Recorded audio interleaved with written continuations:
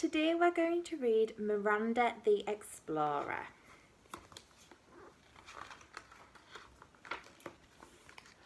One day, Miranda won first prize in a painting competition.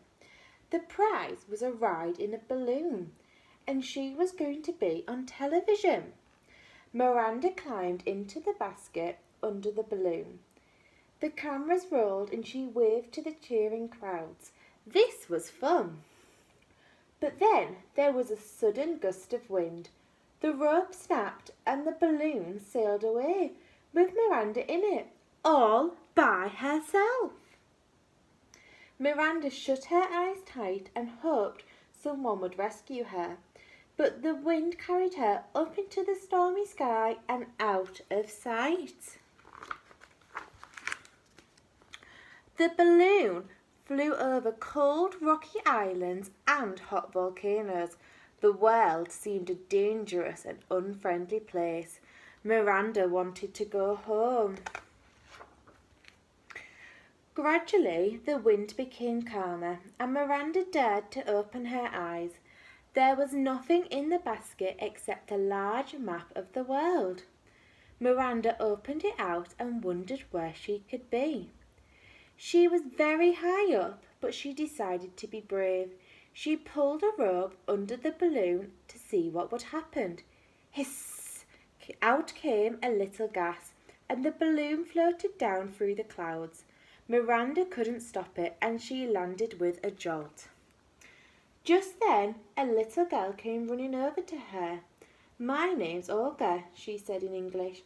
"Welcome to Russia. Have you come to visit me?" "Not really," said Miranda. "I want to get back home, but I don't know how to make the balloon go up again. And anyway, I'm lost." Olga noticed that the basket had heavy bags of sand tied to it. "Perhaps if you empty one, the balloon will go up," she said. Together they tipped this out, and at once the balloon rose up into the air. "Thank you," called Miranda. "Goodbye." Miranda found Russia on the map and tried to work out where she was heading, for it was very complicated and she didn't know how to find north or south or east or west. She flew for days and nights through wind and snow all the way to the Himalayas, where she brushed the top of the highest mountain in the world. Soon the wind felt warmer. Miranda wondered if she was nearly home. She pulled the rope and landed in a busy marketplace full of snake charmers and fire eaters, bright colours and spicy smells. This was India. There on a stall, Miranda saw a compass which showed north, south, east and west, but she had no money to buy it. Then Harry, the boy at the stall, said, "If you let me ride in your balloon, you can have the compass." "Hop in then," said Miranda. Harry got into the basket and Miranda took him up into the evening sky over the Taj Mahal. Then she brought him gently down again and waved goodbye. Miranda looked at her compass and saw that she needed to fly west to get home. She didn't know how to turn the balloon around, so she had to go wherever the wind blew her, and the wind blew her over the Great Wall of China to Japan. She flew past a village and lots of children waved from their windows. One little girl, Nabucco, had a computer. "How can I turn the balloon around?" called Miranda from the basket. Nabucco looked it up on the computer. "If you go up and down, you will find different breezes," she said.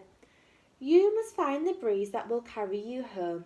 "Oh, thank you," called Miranda, and she sailed off through the clouds. Miranda flew up and down and up again, searching for the right breeze, and before she knew it, she had reached Australia. Now she was such a long way from home that she wondered if she would ever get back. And then, as she swooped down to look at the koalas and kangaroos, the balloon snagged on a bush and a thorn ripped a big hole in it. Miranda quickly emptied a sandbag, but even so she sank slowly towards a river full of crocodiles. "Are you all right?" called a boy who was cycling past. "No, my balloon's torn," yelled Miranda. "No problem, you can borrow my puncture repair kit," said the boy. "My name's Bruce, glad to meet you." So Miranda climbed up the ropes and stuck a patch over the hole. It worked perfectly. She emptied another sandbag and floated off. The wind carried Miranda across the sea. She swooped up and down until she had worked out exactly how to control the balloon. She flew across America and saw Hollywood and the Grand Canyon and great cities and forests and plains. She didn't stop even when she reached the Statue of Liberty in New York, because she knew she was still a long way from home. All the tourists took photographs and the children gave her their donuts and ice creams. "Thanks," said Miranda, reaching out to take them. "Ballooning makes you really hungry." Now Miranda looked at her map and headed across the sea to Africa. She let the wind carry the balloon towards Egypt because she wanted to see the pyramids. She landed in the desert where a boy called Omar gave her some water in exchange for a donut. As Miranda sipped the water, she saw her balloon drifting away. She ran up one of the pyramids and caught hold of a rope just in time. "I must have emptied too many sandbags," said Miranda. Omar helped her scoop sand into a bag to keep the balloon down. Then when it was time to go, Miranda let a little sand out and floated gently away. The balloon flew north to Greece and on to Italy. Miranda spotted the Leaning Tower of Pisa and decided to go and have a look at it. As she landed beside the tower, two children ran over and asked if they could have a ride. She took them to the top of the tower and down again several times. This used up a lot of sand, but Miranda didn't mind because she knew she was nearly home. Sophia gave Miranda an enormous pizza to say thank you, and Miranda waved goodbye to Italy. Now Miranda flew out over the sea to Spain. She pulled the rope and came down to have a good look at Barcelona. She almost got tangled up in the strings of flags hung across the streets for the fiesta. As the balloon flew across France, Miranda noticed it was sinking very low. She emptied the last of the sandbags, but still the balloon did not rise. What with the puncture and going up and down so many times, there was hardly any gas left. By the time Miranda reached Paris, the balloon was so low it was bumping the rooftops. She flew straight towards the Eiffel Tower and got caught up in it. Miranda felt really fed up. How would she get home now? Just to make things worse, it started raining and the wind began to blow.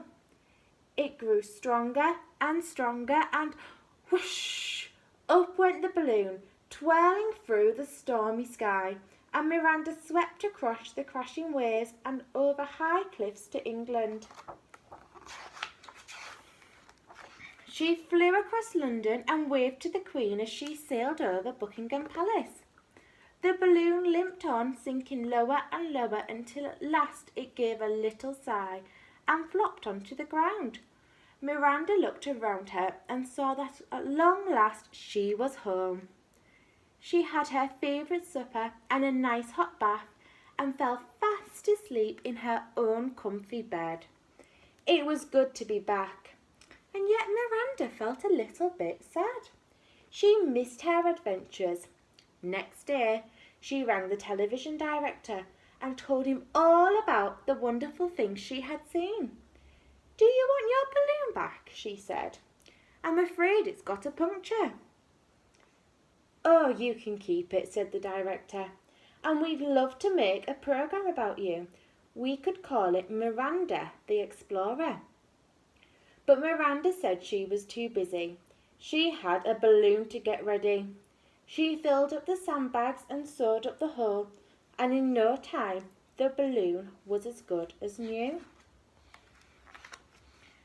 Miranda the explorer emptied a sandbag, unfolded her map and floated gently up into the sky. The whole world lay before her. And off she goes on her adventures again. Why don't you have a look at a world map just like this one and see if you can find the different countries that Miranda visited?